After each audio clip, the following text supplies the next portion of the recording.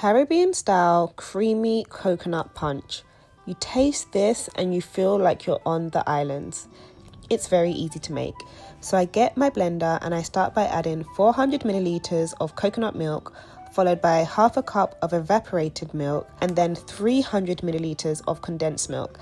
And the condensed milk is where you're going to get all that sweetness. I add a dash of cinnamon and a dash of nutmeg. I also add some vanilla extract, and this is optional, but feel free to add a shot of rum as well. Then I cover my blender and I blend this all together until it's nice and smooth.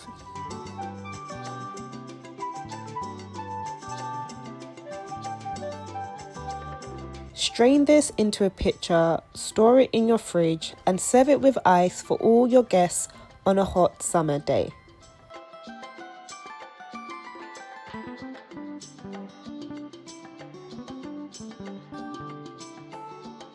If you like this recipe, please remember to comment, like, and subscribe, and I'll see you in the next one.